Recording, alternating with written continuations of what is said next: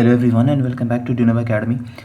आज की क्लास में हम code on occupational safety health and working conditions में एक जो एक्ट सब्स्यूम हुई है out of 13 contract labour regulation and abolition act 1970, इसके बारे में पढ़ेंगे।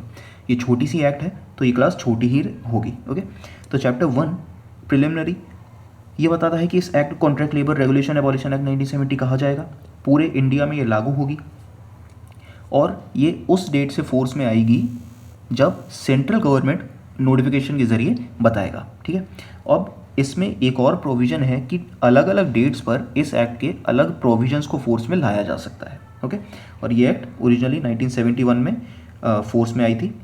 ठीक है, अब एप्लीकेशन, ये एक्ट अप्लाई कहाँ होती है, ये है इम्पॉर्टेंट। ठीक है, अब देखो, हर इस्टेब्लिशमेंट जहाँ पर 20 या 20 से ज़्यादा वर्कमैन को एम्प्लॉय किया गया है पिछले 12 महीने के किसी भी दिन में कॉन्ट्रैक्ट लेबर के तौर पर।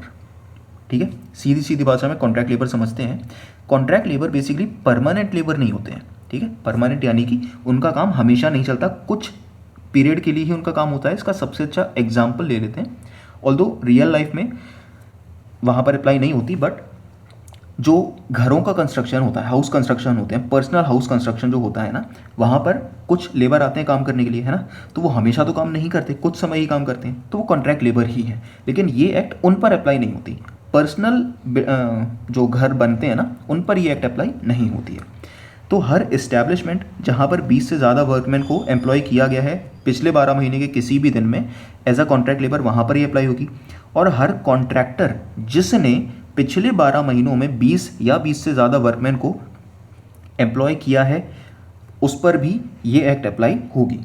अब अप्रोप्रिएट गवर्नमेंट ये 20 वर्कर्स की जो लिमिट है ना, इससे हटाकर कहीं और भी अप्लाई कर सकती है इस एक्ट को, लेकिन उसके पहले से 2 महीने का नोटिस देना होगा। ठीक है, यानी कि अप्रोप्रिएट गवर्नमेंट ने 2 महीने का नोटिस दे दिया और उसके बाद कह दिया कि तुम्हारी इस्टेब्लिशमेंट में 15 वर्कर हैं, लेकिन फिर भी मैं इस एक्ट को यहाँ पर अप्लाई कर रहा हूँ क्योंकि अप्रोप्रिएट गवर्नमेंट को ऐसा लगता है कि यहाँ पर अप्लाई होनी चाहिए। ओके, अब एस्टैब्लिशमेंट कॉन्ट्रैक्टर दोनों पर ही हो सकता है ऐसा। नाउ इंटरमिटेंट और कैजुअल वर्कमैन को यहाँ पर इंक्लूड नहीं किया गया है। अगर कोई ऐसी इस्टेब्लिशमेंट है या फिर ऐसा कोई कॉन्ट्रैक्टर है जो इंटरमिटेंट और कैजुअल नेचर के वर्क से रिलेटेड है, तो वहाँ पर ये एक्ट अप्लाई नहीं होगी। अब इंटरमिटेंट कैजुअल क्या है, कंटिन्यूस वर्क नहीं होते, वो हमेशा नहीं चलते। ठीक है, रेगुलर नहीं होते हैं ये। इंटरमिटेंट की डेफिनेशन हम पहले ही बहुत बार पढ़ चुके हैं। ठीक है, और अगर कोई भी सवाल उठता है कि कोई इस्टेब्लिशमेंट इंटरमिटेंट और कैजुअल नेचर की है या नहीं है, तो इस पर अप्रोप्रिएट गवर्नमेंट का डिसीजन फाइनल होगा। लेकिन अप्रोप्रिएट गवर्नमेंट डिसीजन लेने से पहले कंसल्ट करेगी सेंट्रल बोर्ड को और स्टेट बोर्ड को। ठीक है, ये एडवाइजरी बोर्ड्स अभी हम आगे देखेंगे। ठीक है, और उसका सेंट्रल जो गवर्नमेंट है ना, अप्रोप्रिएट गवर्नमेंट, उसका डिसीजन फाइनल होगा। अब यहाँ पर ये कहता है कि इंटरमिटेंट क्या नहीं है। ठीक है, ये तो बता दिया कि अगर सवाल आता है तो अप्रोप्रिएट गवर्नमेंट डिसाइड करेगी, लेकिन साफ साफ यहाँ पर डिफाइन कर रही है ये एक्ट कि इंटरमिटेंट क्या नहीं होगा। तो कोई भी ऐसी इस्टेब्लिशमेंट जो 12 महीनों में 120 दिन से ज़्यादा काम कर रही है, या फिर अगर सीजनल कैरेक्टर की इस्टेब्लिशमेंट है तो एक साल में 60 दिनों से 60 डेज से ज़्यादा काम कर रही है, तो वो इंटरमिटेंट नहीं होगी और वहाँ पर ये एक्ट लागू हो जाएगी। नाउ सेक्शन 2 डेफिनेशंस की बात करता है। अप्रोप्रिएट गवर्नमेंट ऑलरेडी हम देख चुके हैं इन रिलेशन टू ऐसी इस्टेब्लिशमेंट्स जहाँ पर अप्रोप्रिएट गवर्नमेंट, अब यहाँ पर एक्सप्लिसिटली सब कुछ डिफाइन नहीं किया, लेकिन इंडस्ट्रियल डिस्प्यूट्स एक्ट की जो सेंट्रल गवर्नमेंट की डेफिनेशन है ना अप्रोप्रिएट गवर्नमेंट में, सेम वहीं यहाँ पर यूज़ की गई है। कोई और इस्टेब्लिशमेंट है तो स्टेट गवर्नमेंट वहाँ पर अप्रोप्रिएट गवर्नमेंट होगी। कॉन्ट्रैक्ट लेबर की डेफिनेशन ये है, कोई भी वर्कमैन जिसे कॉन्ट्रैक्ट लेबर के तौर पर अपॉइंट किया गया है, ठीक है, अब चाहे उसे कॉन्ट्रैक्टर ने हायर किया हो या फिर, और ये जो कॉन्ट्रैक्टर ने उसे हायर किया है ना, ये विद और without the knowledge of principal employer हो सकता है। अब देखो दोनों पार्टीज को समझ लेते हैं।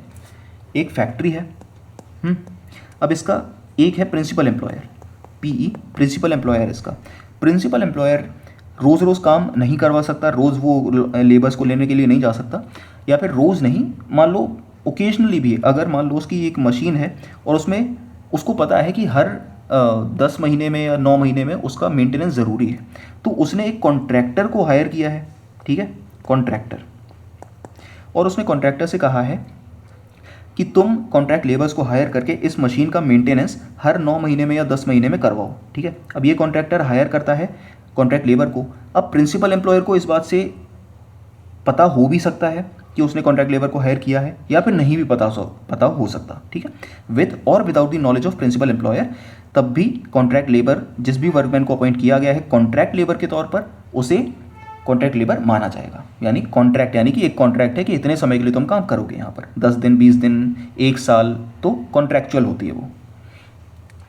अब कॉन्ट्रैक्टर कौन होता है? सबसे पहले तो कॉन्ट्रैक्टर में सब कॉन्ट्रैक्टर भी इंक्लूड किया जाता है, और ये ऐसा इंसान होता है जो किसी इस्टेब्लिशमेंट को कॉन्ट्रैक्ट लेबर के जरिए उसका डिजायर्ड रिजल्ट देता है, ठीक है। जैसा कि अभी हमने देखा था कि फैक्ट्री का मेंटेनेंस है ना, सॉरी मशीन का मेंटेनेंस है, प्रिंसिपल एम्प्लॉयर को चाहिए कि मेरी मशीन का मेंटेनेंस करके दो, कॉन्ट्रैक्टर ने उसकी मशीन का मेंटेनेंस करके दिया, तो यहाँ पर वो कॉन्ट्रैक्टर हो गया, ठीक है। और कॉन्ट्रैक्ट लेबर को सप्लाई करता है किसी भी इस्टेब्लिशमेंट में काम के लिए, तब भी उसे कॉन्ट्रैक्टर माना जाएगा, किसी भी इंसान को जो ये दोनों काम कर रहा है। लेकिन अगर कोई इंसान सिर्फ गुड्स और आर्टिकल्स की सप्लाई कर रहा है तो उसे यहाँ पर कॉन्ट्रैक्टर नहीं माना जाएगा, इस एक्ट में कॉन्ट्रैक्टर नहीं माना जाएगा। कंट्रोल इंडस्ट्री, कोई भी इंडस्ट्री जो यूनियन गवर्नमेंट ने बेसिकली डिक्लेयर किया हुआ है किसी भी सेंट्रल एक्ट से कि ये पब्लिक इंटरेस्ट में कंट्रोल इंडस्ट्री मानी जाएगी, तो वो कंट्रोल इंडस्ट्री होगी। एस्टैब्लिशमेंट का मतलब कोई भी गवर्नमेंट या लोकल अथॉरिटी या फिर प्राइवेट और कमर्शियल अथॉरिटी। प्रिंसिपल एम्प्लॉयर कौन होगा? अब देखो, प्रिंसिपल एम्प्लॉयर होता है मेन बॉस, जो अल्टीमेटली कॉन्ट्रैक्टर को काम देता है कि तुम कॉन्ट्रैक्ट लेबर के जरिए यहाँ पर काम करवाओ। तो प्रिंसिपल एम्प्लॉयर कौन है? गवर्नमेंट ऑफिस और लोकल अथॉरिटी डिपार्टमेंट, ठीक है। इनके केस में हेड ऑफ द ऑफिस और डिपार्टमेंट होगा। फैक्ट्री के केस में फैक्ट्री का ओनर या फिर ऑक्यूपायर, हमने फैक्ट्री सेक्टर में बहुत ही डिटेल में पढ़ा है ये सब कुछ, ठीक है। फैक्ट्री का ओनर, ऑक्यूपायर या फिर मैनेजर, ठीक है।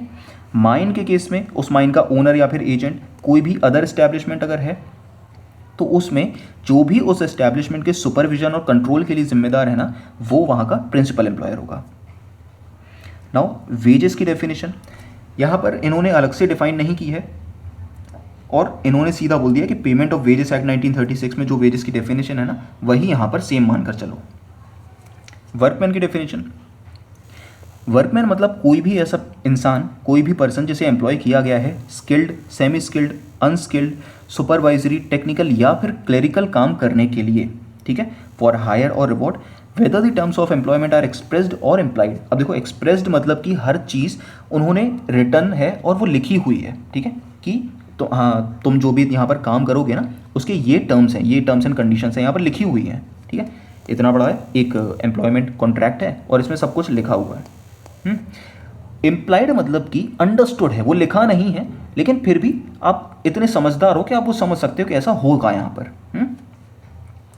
अब who is not a workman, workman कौन नहीं होगा? सबसे पहले तो जो भी इंसान मैनेजरियल और एडमिनिस्ट्रेटिव कैपेसिटी में काम कर रहे हैं, ठीक है। सुपरवाइज़र जिसको हर महीने 500 रुपये से ज़्यादा मिल रहे हैं, वो वर्कमैन नहीं माना जाएगा, ठीक है, क्योंकि उसका काम ऐसा है, मैनेजरियल नेचर का काम होता है सुपरवाइज़र का मेनली। और आउट वर्कर, इन तीनों को वर्कमैन नहीं माना जाएगा। अब इसमें इंपॉर्टेंट है आउट वर्कर, आउट वर्कर की डेफिनेशन इंपॉर्टेंट है। आउट वर्कर बेसिकली मान लो ये एक प्रिंसिपल एम्प्लॉयर है, ठीक है, ये है प्रिंसिपल एम्प्लॉयर, और इसने कॉन्ट्रैक्टर को हायर ना करके एक आदमी को, उसका काम कम था प्रिंसिपल एम्प्लॉयर का, तो उसने एक आदमी को काम दे दिया, इसने इसको मटेरियल दे दिया है, ठीक है, रॉ मटेरियल दे दिया प्रिंसिपल एम्प्लॉयर ने कि ये लो, मैं तुम्हें रुई दे रहा हूँ इतनी सारी, और मुझे इसके धागे बना कर दे दो, ठीक है। और ये जो आउट वर्कर होगा ना, आउट वर्कर जो है, ये अपने घर पर ले जाएगा उस रुई को, वहाँ पर धागा बनाएगा और लौट कर प्रिंसिपल एम्प्लॉयर को दे देगा, तो ये होगा आउट वर्कर। मेन पॉइंट क्या है? आउट वर्कर जो काम करेगा ना, वो प्रिंसिपल एम्प्लॉयर या फिर मैनेजमेंट के प्रेमिसेस में नहीं करता है, उसकी बिल्डिंग में नहीं करता, वो अपने घर पर ले जाकर काम करता है, ठीक है, अपने घर पर या फिर उसकी जो भी वर्कशॉप होगी वहाँ पर ले जाकर काम करता है, लेकिन ऐसी जगह काम करता है जो प्रिंसिपल एम्प्लॉयर के कंट्रोल में नहीं है, ओके। तो वो होगा आउट वर्कर, मतलब कि रॉ मटेरियल को आउट ले जा रहा है फिर वर्क कर रहा है। Subsection 2, okay, not important about Jammu and Kashmir. Now chapter 2 advisory boards की बात करता है। 2 बोर्ड्स हैं, सेंट्रल एडवाइजरी बोर्ड और state advisory board. Central advisory board को सेंट्रल गवर्नमेंट बनाती है, ठीक है, और इसके फंक्शंस होते हैं कि सेंट्रल गवर्नमेंट को एडवाइस करे, जो भी मैटर्स सेंट्रल गवर्नमेंट उसे दे रही है ना, कि इस मैटर पर आप जो भी रिसर्च करो या जो भी करो, बट मुझे एडवाइस करो कि इसमें मुझे क्या करना चाहिए। तो वहाँ पर एडवाइस करेगा ये सेंट्रल एडवाइजरी बोर्ड, और अदर फंक्शंस जो भी उसे असाइन किए जाएंगे उस पर ये काम करेगा। इस सेंट्रल एडवाइजरी बोर्ड में एक चेयरमैन होगा, चीफ लेबर कमिश्नर इसका एक्स ऑफिशियो मेंबर होगा, और अदर मेंबर्स होंगे जिन्हें सेंट्रल गवर्नमेंट नॉमिनेट करेगी। अब इसमें सबसे इंपॉर्टेंट चीज़ याद रखने वाली ये है कि इसमें मिनिमम 11 और मैक्सिमम 17 मेंबर्स अपॉइंट किए जा सकते हैं। ठीक है, 11 से 17 के बीच में मेंबर्स इसमें हो सकते हैं। ये बहुत इंपॉर्टेंट पॉइंट है, इसको ज़रूर याद रखना। सेंट्रल एडवाइजरी बोर्ड में 11 से 17 और स्टेट एडवाइजरी बोर्ड में 9 से 11 मेंबर्स। ठीक है, ये है सेंट्रल एडवाइजरी बोर्ड और ये है स्टेट एडवाइजरी बोर्ड। इनके मेंबर्स की लिमिट ज़रूर याद रखना। ठीक है, अब इनका सेंट्रल गवर्नमेंट नॉमिनेट कर सकती है उसके कुछ अलग डिपार्टमेंट्स के रिप्रेजेंटेशन के लिए भी, जो रेलवेज के हो सकते हैं, कोल इंडस्ट्री के हो सकते हैं, माइनिंग के, कॉन्ट्रैक्टर्स या वर्कमैन के हो सकते हैं। ठीक है, या फिर अदर इंटरेस्ट के भी हो सकते हैं जिनके बारे में सेंट्रल गवर्नमेंट को लगता है कि इन्हें रिप्रेजेंट करना चाहिए इस बोर्ड में। Now rules governing membership. अब देखो, number of persons to be appointed, उनका टर्म कितना होगा, कितने लोगों को अपॉइंट किया जाएगा, उनका टर्म कितना होगा यानी टेन्योर कितना होगा, अदर कंडीशंस उनकी सर्विसेज की, प्रोसीजर क्या फॉलो करेंगे अपने फंक्शंस के लिए, और manner of filling of vacancies, जो भी वैकेंसीज होंगी उनको किस तरीके से फिल किया जाएगा, इस सभी के लिए रूल्स कौन बनाएगा, सेंट्रल गवर्नमेंट बनाएगी यहाँ पर। ठीक है, क्योंकि सेंट्रल एडवाइजरी बोर्ड है। अब यहाँ पर एक बात ये कह रहे हैं कि वर्कमैन के जो रिप्रेजेंटेटिव्स होंगे यहाँ पर इस बोर्ड में, वो प्रिंसिपल एम्प्लॉयर और कॉन्ट्रैक्टर्स के कंबाइंड नंबर से कम नहीं होना चाहिए। प्रिंसिपल एम्प्लॉयर और कॉन्ट्रैक्टर ये दोनों टोटल 5 थे, तो टोटल 10 हो गए। अब जो वर्कमैन के रिप्रेजेंटेटिव होंगे ना, वो 10 से कम नहीं होने चाहिए। वर्कमैन रिप्रेजेंटेटिव 10 से कम नहीं होने चाहिए। ठीक है, now state advisory board, same चीज़ है, कोई भी डिफरेंस नहीं है, सिर्फ इतना डिफरेंस है कि सेंट्रल एडवाइजरी बोर्ड को सेंट्रल गवर्नमेंट अपॉइंट कर रही थी, स्टेट एडवाइजरी बोर्ड को स्टेट गवर्नमेंट अपॉइंट करेगी। बाकी फंक्शंस इनके सेम है। ठीक है, एक इसका चेयरमैन होगा, वहाँ पर एक्स ऑफिशियो अलग था, यहाँ पर labour commissioner ex officio member होगा, और अदर मेंबर्स होंगे जो स्टेट गवर्नमेंट अपॉइंट करेगी। यहाँ पर मेंबर के जो नंबर्स हैं ना, ये इंपॉर्टेंट है। मिनिमम यहाँ पर 9 होंगे और मैक्सिमम 11 होंगे। ओके, और यहाँ पर स्टेट गवर्नमेंट भी नॉमिनेट कर सकती है अलग अलग डिपार्टमेंट्स के नॉमिनेशन के लिए, जिसमें इंडस्ट्री हो सकती है, कॉन्ट्रैक्टर, वर्कमैन हो सकते हैं, और अगेन जो वर्कमैन के रिप्रेजेंटेटिव होंगे वो प्रिंसिपल एम्प्लॉयर और कॉन्ट्रैक्टर के टोटल नंबर से कम नहीं होना चाहिए।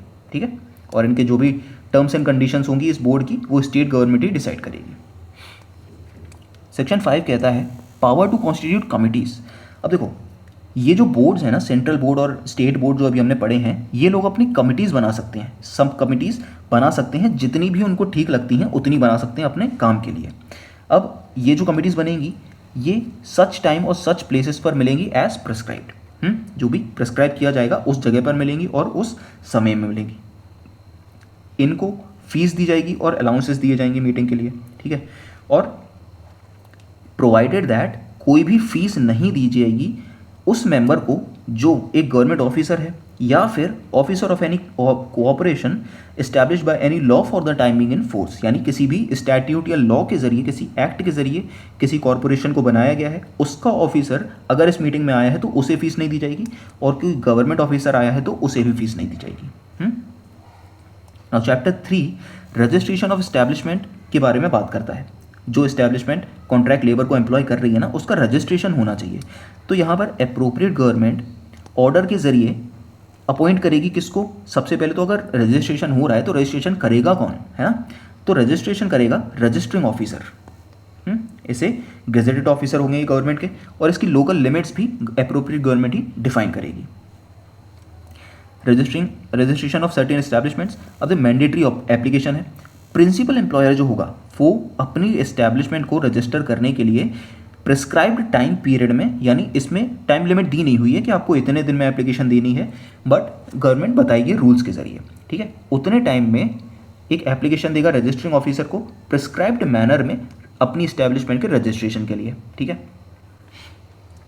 अब अगर रजिस्टरिंग ऑफिसर को लगता है कि यार प्रिस्क्राइब्ड टाइम में, यानी जो भी गवर्नमेंट ने टाइम पीरियड बताया होगा उतने टाइम में प्रिंसिपल एम्प्लॉयर एप्लीकेशन नहीं दे पाया अपने इस्टेब्लिशमेंट के लिए, चलो ठीक है, इसके पास सफिशिएंट कॉज था तो नहीं दे पाया, और रजिस्ट्रेशन ऑफिसर को लग रहा है कि चलो ठीक है यार ये नहीं दे पाया, ऐसी ऐसी सिचुएशन हो गई थी, तो फिर एक्सपायरी पीरियड के बाद भी, यानी जो प्रिस्क्राइब पीरियड था उसके बाद भी मैं इसकी एप्लीकेशन ले लेता हूँ, क्योंकि इसके पास सफिशिएंट कॉज था, इसके घर में कोई डेथ हो गई थी जिसकी वजह से ये यहाँ पर एप्लीकेशन नहीं दे सका था। ठीक है, अब जब उसकी प्रिंसिपल एम्प्लॉयर अपनी पूरी एप्लीकेशन कंप्लीट करके दे देगा, तो फिर जो रजिस्टरिंग ऑफिसर होगा वो एक सर्टिफिकेट ऑफ रजिस्ट्रेशन इशू करेगा प्रिंसिपल एम्प्लॉयर के लिए, और उस जो सर्टिफिकेट होगा उसमें प्रिस्क्राइब पर्टिकुलर्स भी होंगे, कंडीशंस भी अटैच हो सकती हैं उसके साथ। अब रिवोकेशन भी किया जा सकता है, कोई सर्टिफिकेट अगर इशू किया गया है तो उसे रिवोक भी किया जा सकता है, कैंसिल भी किया जा सकता है। किन कंडीशंस में? अगर रजिस्टरिंग ऑफिसर को ये पता चलता है कि प्रिंसिपल एम्प्लॉयर ने जो सर्टिफिकेट ऑब्टेन किया है वो फ्रॉड से किया है, धोखा दिया है, झूठ बोला है उस सर्टिफिकेट को लेते समय, अपनी एप्लीकेशन में उसने बोला था कि मेरे पास तो इतनी बड़ी फैक्ट्री है कि आपके जैसे 1 लाख आ जाएंगे उसमें, लेकिन असल में उसकी सिर्फ एक कमरे में फैक्ट्री चल रही थी छोटी सी, झूठ बोला उसने, है ना। तो यहाँ पर उसका जो सर्टिफिकेट है वो रिवोक कैंसिल हो सकता है, या फिर अब जो उसका सर्टिफिकेट है ना वो यूजलेस हो गया है, इनइफेक्टिव है, उसका कोई इफेक्ट ही नहीं है अब, तो इन दोनों केसेस में ही रजिस्टरिंग ऑफिसर इस सर्टिफिकेट को कैंसिल कर सकता है, रिवोक कर सकता है। और रिवोकेशन का प्रोसीजर है, सबसे पहले प्रिंसिपल एम्प्लॉयर को एक मौका दो उसका पक्ष रखने के लिए, है ना, वो एक्सप्लेन करेगा कि मेरा सर्टिफिकेट क्यों कैंसिल नहीं होना चाहिए, ओके। एंड इसके लिए रजिस्टरिंग ऑफिसर को अप्रोप्रिएट गवर्नमेंट की प्रायर परमिशन लेनी होगी, यानी पहले अप्रोप्रिएट गवर्नमेंट की परमिशन लेगा, उसके बाद ही इस सर्टिफिकेट को कैंसिल कर सकता है, रिवोक कर सकता है। नॉन रजिस्ट्रेशन का इफेक्ट क्या होगा? ये सेक्शन सीधा सीधा कह रहा है कि कोई भी प्रिंसिपल एम्प्लॉयर किसी भी कॉन्ट्रैक्ट लेबर को एम्प्लॉय नहीं करेगा अगर उसका रजिस्ट्रेशन नहीं हुआ है विद इन टाइम फिक्स्ड, ठीक है, और या फिर उसका रजिस्ट्रेशन रिवोक हो चुका है।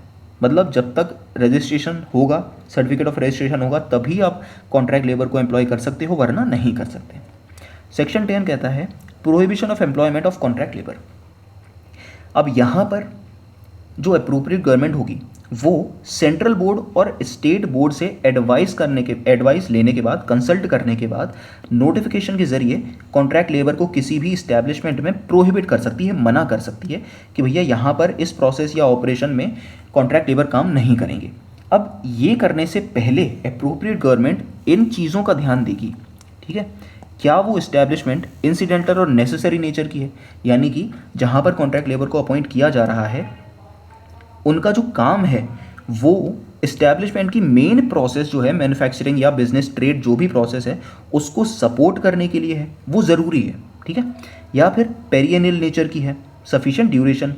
Now regular workman practice, whether it is done ordinarily through regular workman in that establishment और इन एस्टैब्लिशमेंट सिमिलर देयर टू, मतलब जो काम तुम कॉन्ट्रैक्ट लेबर से करवा रहे हो उस वही काम उस स्टैब्लिशमेंट में या फिर उसी के जैसी दूसरी स्टैब्लिशमेंट में रेगुलर वर्कमैन कर रहे हैं, या फिर काम इतना है कि फुल टाइम वर्कमैन अपॉइंट करना ज़रूरी है, सही है वहाँ पर, तो इन कंडीशंस को अप्रोप्रिएट गवर्नमेंट देखते हुए ही जो प्रोहिबिशन करेगी ना वो इन कंडीशंस को देखने के बाद ही करेगी।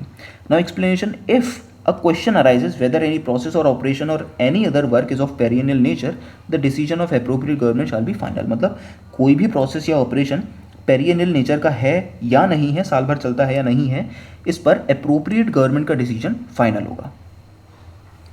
Chapter 4 licensing of contractors. अब देखो एस्टैब्लिशमेंट के रजिस्ट्रेशन के लिए किसको अपॉइंट किया गया था? रजिस्टरिंग ऑफिसर को, ठीक है। कॉन्ट्रैक्टर्स के लाइसेंस के लिए लाइसेंसिंग ऑफिसर को अपॉइंट किया जाता है, अगेन अप्रोप्रिएट गवर्नमेंट ही इसे अपॉइंट करती है। अपॉइंट सच पर्सन जो गेजेटेड ऑफिसर होंगे, लाइसेंसिंग ऑफिसर के तौर पर इन्हें अपॉइंट किया जाएगा और उनकी लोकल लिमिट्स अप्रोप्रिएट गवर्नमेंट ही डिफाइन करेगी अपने नोटिफिकेशन में। नाउ लाइसेंसिंग ऑफ कॉन्ट्रैक्टर्स, ये सेक्शन सीधा सीधा कह रहा है कि बिना लाइसेंस के कोई भी कॉन्ट्रैक्टर जो होगा ना, without a licence issued by licensing officer, कोई भी कॉन्ट्रैक्टर कॉन्ट्रैक्ट लेबर को अपॉइंट नहीं करेगा, उससे काम नहीं करवाएगा। बस इतना सा कह रहा है। अब subject to the provisions of this act, licence के लिए ना फीस लगती है, ठीक है, ये फीस जो है ये प्रिस्क्राइब्ड होगी और इसके साथ साथ एक सिक्योरिटी डिपॉजिट भी जमा करवाया जा सकता है, सबमिट करवाया जा सकता है, ठीक है। इसके अलावा इस लाइसेंस के साथ ना कुछ कंडीशंस अटैच कर सकती है अप्रोप्रिएट गवर्नमेंट को, जो भी ठीक लगती हैं वो। इन कंडीशंस में ये हो सकती हैं कि आप कॉन्ट्रैक्ट लेबर से कितने घंटे काम करवाओगे, इससे ज़्यादा नहीं करवाओगे, ठीक है। उनके मिनिमम वेजेस कितने फिक्स होने हैं, ये अप्रोप्रिएट गवर्नमेंट बताएगी। उन्हें क्या एसेंशियल अम्यूनिटीज़ आप प्रोवाइड करवाओगे, ये भी अप्रोप्रिएट गवर्नमेंट कंडीशन अटैच कर सकती है इस लाइसेंस के साथ। कॉन्ट्रैक्टर को ये लाइसेंस दे दिया और यहाँ पर कंडीशंस लिख दी कि ये कंडीशंस फुलफिल करो, अगर ये सब फुलफिल नहीं करोगे तो तुम्हारा लाइसेंस एक तो रिवोक हो जाएगा, कैंसिल हो जाएगा, और जो भी तुम्हारा सिक्योरिटी डिपॉजिट है ना वो भी हम जब्त कर लेंगे। Now section 13 grant of licence. Application requirement है सबसे पहले तो कोई भी एप्लीकेशन जो सेक्शन 12 में लाइसेंस लेने के लिए बनाई गई है वो प्रेस्क्राइब फॉर्म में होनी चाहिए और उसमें पर्टिकुलर्स होने चाहिए। सबसे पहले तो इस्टेब्लिशमेंट की लोकेशन, उस इस्टेब्लिशमेंट में प्रोसेस का नेचर क्या है, काम किस तरीके का होता है, और अदर पर्टिकुलर्स एज प्रिस्क्राइब्ड।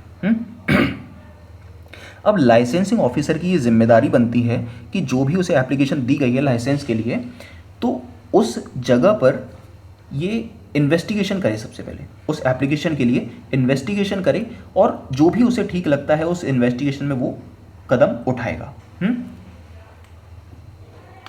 अब ये जो लाइसेंस इशू हुआ है इसकी कुछ वैलिडिटी होती है, स्पेसिफाइड पीरियड के लिए वैलिड होगा, ठीक है। यानी ये जो लाइसेंस है इसमें लिखा होगा कि ये 2 ईयर्स के लिए वैलिड है, ठीक है, और इसे रिन्यू भी कर सकते हैं टाइम टू टाइम। ये कंडीशंस उसके साथ ही अटैच होंगी। अब रिन्यूअल कब होगा, उसमें कितनी फीस लगेगी, या फिर अदर कंडीशंस, ये प्रिस्क्राइब होंगी लाइसेंस के साथ ही। ये बिल्कुल उसी तरीके से जैसे हमारे पासपोर्ट या फिर ड्राइविंग लाइसेंस होते हैं, DL जो होता है उसमें लिखा होता है कि ये इतने साल के लिए वैलिड है, ठीक है। ये 2047 में या 2035 में एक्सपायर हो जाएगा और तब आपको रिन्यू कराना होगा। ये लाइसेंस ठीक उसी तरीके से, ठीक है। सेक्शन 14 अगेन जैसे रजिस्ट्रेशन रिवोक या सस्पेंड हो रहा था, ये भी रिवोक हो सकता है, लाइसेंस भी रिवोक हो सकता है अगर लाइसेंसिंग ऑफिसर को लगता है कि कॉन्ट्रैक्टर ने ये लाइसेंस फ्रॉड से ऑब्टेन किया है, ठीक है, झूठ बोला है, या फिर वो इस एक्ट के प्रोविजंस को मान नहीं रहा है, या फिर फॉलो करने के लिए या फिर कंप्लाई करने से फेल हो गया है। तो फिर क्या हो सकता है यहाँ पर, सबसे पहले तो उसका लाइसेंस परमानेंटली कैंसिल हो सकता है, सस्पेंड भी हो सकता है। इस केस में सस्पेंशन का भी प्रोविजन है, सस्पेंड हो सकता है कुछ समय के लिए, और उसका जो सिक्योरिटी डिपॉजिट है वो पूरी तरह या फिर पार्शियली फोरफीट किया जा सकता है, जब्त किया जा सकता है। लेकिन अगेन लाइसेंसिंग ऑफिसर को ये चीज़ें करने से पहले, रिवोक करने से पहले, उस कॉन्ट्रैक्टर को एक अपॉर्चुनिटी देनी होगी कि भैया हाँ बताओ क्यों तुम ऐसा ऐसा नहीं कर पाए, इस एक्ट के प्रोविजंस को क्यों फॉलो नहीं कर पाए, बताओ मुझे, तो शोइंग अ कॉस्ट, ठीक है। वेरिएशन और अमेंडमेंट, अब यहाँ पर लाइसेंसिंग ऑफिसर चेंजेस भी कर सकता है और मॉडिफाई भी कर सकता है किसी लाइसेंस में जो उसने सेक्शन 12 में इशू किया हुआ है। अब देखो, कोई भी इस्टेब्लिशमेंट या फिर कॉन्ट्रैक्टर जो है उसकी इस्टेब्लिशमेंट का रजिस्ट्रेशन जब कैंसिल हो जाता है, रिवोक हो जाता है, सस्पेंड हो जाता है, तो फिर वो कहीं ना कहीं तो जाएगा अपील करने के लिए, क्योंकि उसे लगता है कि ये गलत है और ये नहीं होना चाहिए था मेरे साथ, है ना। तो अगर जिस दिन उसे अपने रिवोकेशन या फिर सस्पेंशन का जो ऑर्डर है वो मिलता है, जिस दिन, उस दिन से 30 दिनों के अंदर अंदर वो एपिलेट ऑफिसर के पास अपील कर सकता है। एपिलेट ऑफिसर कौन है, एपिलेट ऑफिसर को अप्रोप्रिएट गवर्नमेंट अपॉइंट करेगी, ठीक है, नॉमिनेट करती है बेसिकली, तो वहाँ पर आप अपील कर सकते हो। Provided that appellate officer may entertain appeal after expiry of 30 days. Again अगर ये जो 30 दिन का टाइम पीरियड है ना कि कॉन्ट्रैक्टर और प्रिंसिपल एम्प्लॉयर को 30 दिन के अंदर अपील करनी है, इसके बाद भी अपीलेट ऑफिसर इनकी अपील सुन सकता है अगर उसे लगता है कि सफिशिएंट कॉज था और इस वजह से 30 दिन के अंदर अंदर ये अप्लाई नहीं कर पाए थे, तो मैं अब चलो 40 दिन भी हो गए तो कोई बात नहीं, मैं इनकी अपील सुन लेता हूँ। और अपील को डिस्पोज करने से पहले अपीलेंट को एक अपॉर्चुनिटी मिलनी चाहिए अपना केस रखने के लिए, उसके बाद ही अपीलेट ऑफिसर कोशिश करेगा कि जल्द से जल्द इसका निपटारा हो सके, फैसला हो सके। चैप्टर 5 वेलफेयर एंड हेल्थ की बात करता है कॉन्ट्रैक्ट लेबर के।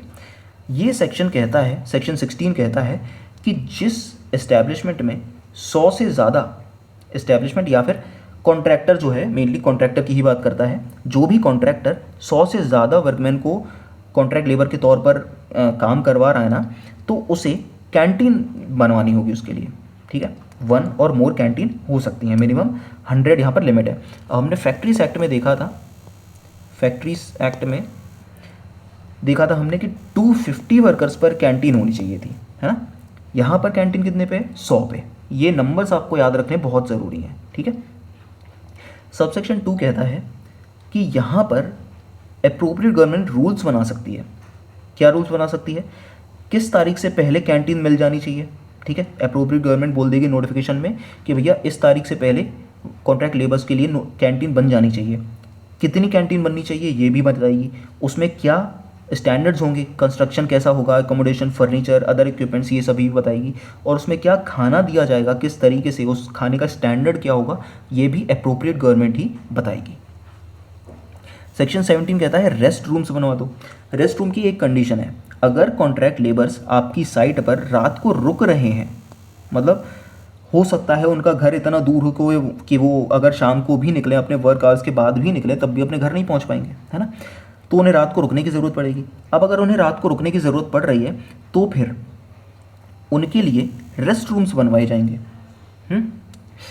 अब ये जो रेस्ट रूम होंगे ये कॉन्ट्रैक्टर उन्हें उनके लिए बनवाएगा और उसे मेंटेन भी रखेगा। और कितने रेस्ट रूम होंगे, ये होंगे प्रेस्क्राइब्ड, ठीक है। अब यहाँ पर रेस्ट रूम्स का एक स्टैंडर्ड होना चाहिए, वहाँ पर सफिशिएंट लाइट होनी चाहिए, वेंटिलेशन अच्छा होना चाहिए, ठीक है, ताज़ी हवा अंदर आ सके और अंदर की हवा बाहर जा सके, ऐसा व्यवस्था होनी चाहिए वहाँ पर। और वो रेस्ट रूम साफ़ और कंफर्टेबल कंडीशन में होने चाहिए। सेक्शन 18 अदर फैसिलिटीज़ की बात करता है। अदर फैसिलिटीज़ में आती है कि कॉन्ट्रैक्ट वर्कर्स जो हैं, लेबर जो हैं, उनके लिए drinking water, latrine, urinals, washing facilities, ये सभी कॉन्ट्रैक्टर ही प्रोवाइड करवाएगा, ठीक है। देखो जो भी डायरेक्ट फैसिलिटीज़ है ना, जो कॉन्ट्रैक्ट लेबर्स को दिलवानी है, वो सभी कॉन्ट्रैक्टर ही जिम्मेदार होता है इन सभी फैसिलिटीज़ के लिए, एमिनिटीज़ के लिए कॉन्ट्रैक्टर ही जिम्मेदार होता है। लेकिन अगर कॉन्ट्रैक्टर नहीं दिलवा सकता, कॉन्ट्रैक्टर मान लो नहीं दिलवा सकता किसी भी रीज़न की वजह से, कुछ भी हो सकता है, तो फिर ये जिम्मेदारी आ जाती है प्रिंसिपल एम्प्लॉयर पे, ठीक है। उसके बारे में हम भी आगे पढ़ेंगे। और सेक्शन 19 कहता है कि एक फ़र्स्ट एड फैसिलिटीज़ भी प्रोवाइड करवाओ यार, फर्स्ट एड बॉक्स भी वहाँ पर रखो आप, ठीक है, जो काम करने के दौरान रेडिली एक्सेसिबल होना चाहिए, ओके। उसके बाद सेक्शन 20 कहता है liability of principal employer in certain cases.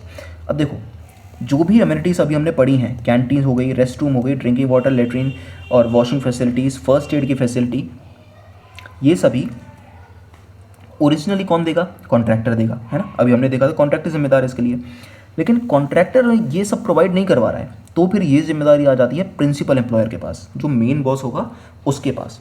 अब यहाँ पर प्रिंसिपल एम्प्लॉयर का तो नुकसान हो जाएगा ऐसे, क्योंकि प्रिंसिपल एम्प्लॉयर कॉन्ट्रैक्टर को ऑलरेडी पैसा दे चुका है ना। प्रिंसिपल एम्प्लॉयर ने बोला कि ये लो भैया तुम पैसा रखो और जो भी अमेनिटीज़ होंगी, जो भी सुविधाएं होंगी कॉन्ट्रैक्ट लेबर को, वो तुम ही प्रोवाइड करवाना, मैं तुम्हें पैसा दे रहा हूँ बस, ठीक है।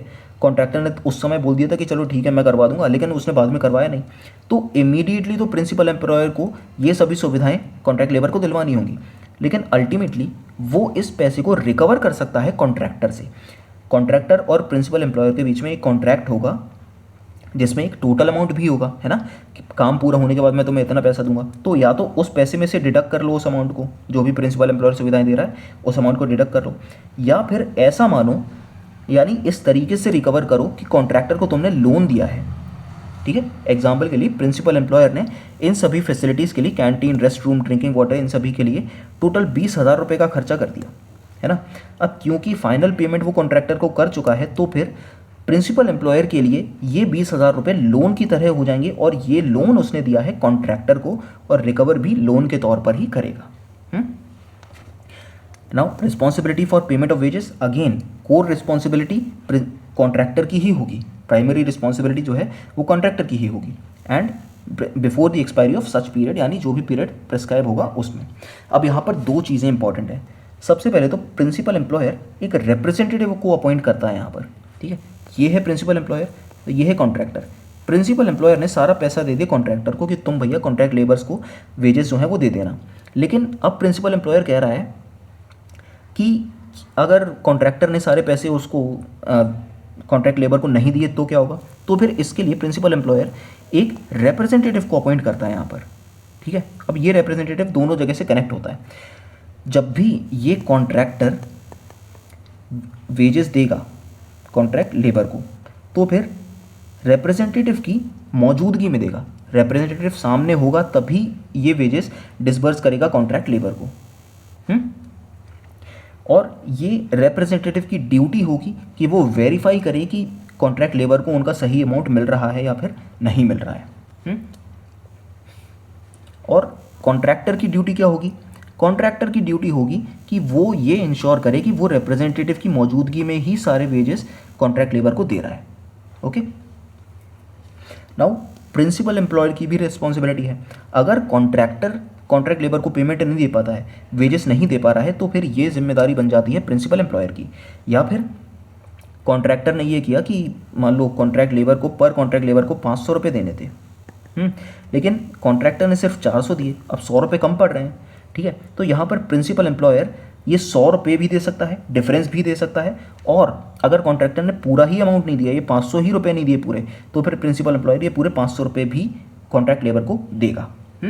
और रिकवर कैसे होगा? अगेन या तो डिडक्ट कर सकता है जो भी उनके कॉन्ट्रैक्ट में अमाउंट पेबल हो उसमें से, या फिर एक लोन के तौर पर भी रिकवर कर सकता है। अब चैप्टर 6 पेनल्टीज ऑफ प्रोसीजर की बात करता है।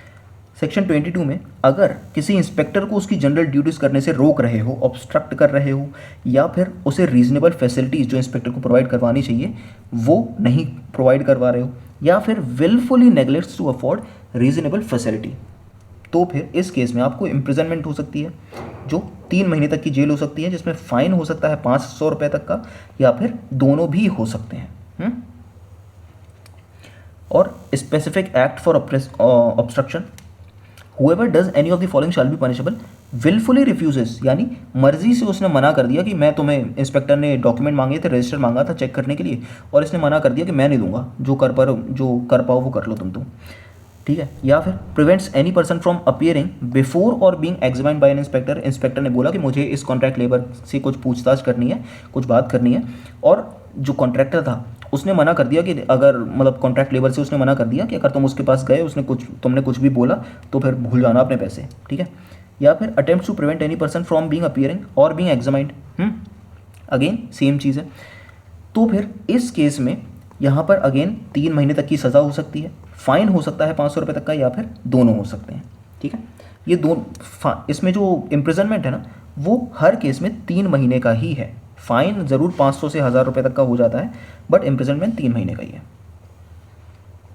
नाउ इस एक्ट के किसी भी प्रोविज़न को अगर कॉन्ट्रावीन करते हो, वायलेट करते हो, या फिर any condition of licence granted under this act, वो हम ऑलरेडी देख चुके हैं, तो इम्प्रिजनमेंट हो सकता है 3 महीने का, अगेन फाइन हो सकता है 1000 रुपये तक का, या फिर दोनों हो सकते हैं। और अगर कंटिन्यू रखते हो इसको तो फिर हर दिन जब तक कॉन्ट्रावीन करते रहोगे 100 रुपये पर डे फाइन लगता रहेगा। अदर ऑफेंसेस के लिए 3 महीने तक की सज़ा हो सकती है, जेल हो सकती है, 1000 रुपये तक का फाइन हो सकता है, या फिर दोनों भी हो सकते हैं। अदर ऑफेंसेस में बेसिकली इस एक्ट के कोई भी प्रोविजंस या फिर रूल्स आ सकते हैं जिनके लिए पेनल्टी अभी तक प्रेस्क्राइब नहीं की गई है उनके लिए। अब ऑफेंसेस बाय कंपनीज, देखो ये बेसिकली आप पढ़ लीजिएगा इसको एक बार, मैं आपको शॉर्ट में बता देता हूँ। ये बस इतनी सी बात करते हैं कि अगर एक कंपनी कोई ऑफेंस कर रही है तो फिर सज़ा किसको मिलेगी? कंपनी तो एक लीगल एंटिटी है, आप उसको सज़ा कैसे दोगे? इसका कोई फिजिकल स्ट्रक्चर तो नहीं है ना, मतलब ऑल्दो वो बिल्डिंग ही होती है, पर पूरी बिल्डिंग को थोड़ी सज़ा दोगे, है ना। लेकिन ये सब सेक्शन कह रहा है कि मतलब लीगल एंटिटी को भी सज़ा दी जा सकती है। अगर कंपनी की गलती है तो फिर कंपनी को सज़ा दी जाएगी, बेसिकली कंपनी को बंद तक किया जा सकता है। ठीक है, या फिर उस समय जब ये ऑफेंस हुआ था उस समय कंपनी का जो रिस्पॉन्सिबल पर्सन था, इंचार्ज था, उसे सज़ा मिलेगी, या फिर दोनों को ही मिल सकती है। ठीक है, तो इस सेक्शन को आप एक बार पढ़ लीजिएगा, ऑल्दो ये उतना इंपॉर्टेंट नहीं है, बट स्टिल एक बार इसे ज़रूर पढ़ना, एक बार ज़रूर पढ़ना इसे। ठीक है, यहाँ पर डेफिनेशन भी दी गई है। कंपनी का मतलब कोई भी बॉडी कॉर्पोरेट यानी रजिस्टर्ड कंपनी जिसमें एक फर्म या फिर अदर एसोसिएशन ऑफ इंडिविजुअल्स भी इंक्लूडेड है। डायरेक्टर कौन होगा? डायरेक्टर का मतलब एक फर्म का पार्टनर भी हो सकता है। अब मिसलेनियस में इंपॉर्टेंट है इंस्पेक्टिंग स्टाफ, ऑल्दो उतना इंपॉर्टेंट नहीं है क्योंकि अब तक हमने जितनी भी एक्ट्स पढ़ी हैं उसमें हमने इंस्पेक्टर के बारे में पढ़ा हुआ है ना, और सेम वही अपॉइंटमेंट, वही पावर्स इसकी यहाँ पर भी है। अब अपॉइंट कौन करेगा? Appropriate government. पावर्स क्या होंगी? एंट्री एग्जामिनेशन कर सकता है रीजनेबल आवर्स पर, है ना, ये हमने ऑलरेडी पढ़ा है। वर्कर्स को एग्जामाइन कर सकता है, उनसे पूछताछ कर सकता है, कोई भी इंफॉर्मेशन डिमांड कर सकता है किसी पेमेंट से रिलेटेड। कॉपीज़, रजिस्टर जो होंगे, रिकॉर्ड होंगे वेजेस के, उनको सीज कर सकता है या फिर उनकी कॉपी ले सकता है। अदर प्रिस्क्राइब पावर्स भी हैं उसके पास, ठीक है। और यहाँ पर जो मेन प्रिंसिपल एम्प्लॉयर होगा और कॉन्ट्रैक्टर होगा, उसे रजिस्टर मेंटेन करके रखने होंगे, रिकॉर्ड्स मेंटेन करके रखने होंगे। ये भी हम ऑलरेडी कई बार पढ़ चुके हैं, है ना। उन रिकॉर्ड्स में क्या होगा, कॉन्ट्रैक्ट लेबर कितने आपने एम्प्लॉयड किए हैं, वो किस तरीके का काम करते हैं, उन्हें आप कितने वेजेस दे रहे हो, और other particulars as prescribed. Okay, so ये कुछ नॉन इम्पॉर्टेंट सेक्शंस हैं, इन्हें आप अगर स्किप भी कर देते हैं तो कोई बड़ी बात नहीं होगी, ठीक है। तो ये थी आज की क्लास, और ये इस एक्ट के PYQs हैं अब तक। ऑल्दो 2 ही आए हैं, बट स्टिल छोटी सी एक्ट है, इंपॉर्टेंट इसमें कुछ ज़्यादा है भी नहीं। इसमें आपको सिर्फ central advisory board, state advisory board और कैंटीन की जो लिमिट है 100 वर्कर्स, ये 3 चीज़ें आपको ज़रूर याद रखनी है। Central advisory board, state advisory board में जो लिमिट है 11 से 17 और 9 से 11, ये ज़रूर याद रखनी है, ठीक है। ये एक्सट्रीमली इंपॉर्टेंट चीज़ें हैं इस एक्ट में, तो ये ज़रूर याद रखना, ठीक है। अब ये PYQs हैं, इन्हें आप अटेम्प्ट कर सकते हैं, ठीक है। 2 PYQs हैं। ओके, सो ये थी आज की क्लास। मिलते हैं अगली क्लास में, और नेक्स्ट हम बिल्डिंग अदर कंस्ट्रक्शन वर्कर्स वाली एक्ट, जिसके कुछ प्रोविजंस इंपॉर्टेंट हैं, उसे करेंगे, और माइंस एक्ट के कुछ इंपॉर्टेंट प्रोविजंस करेंगे। सारी एक्ट नहीं करेंगे, तो वो क्लासेस भी छोटी ही होंगी। ओके, सो मिलते हैं अगली क्लास में, तब तक के लिए गुड बाय।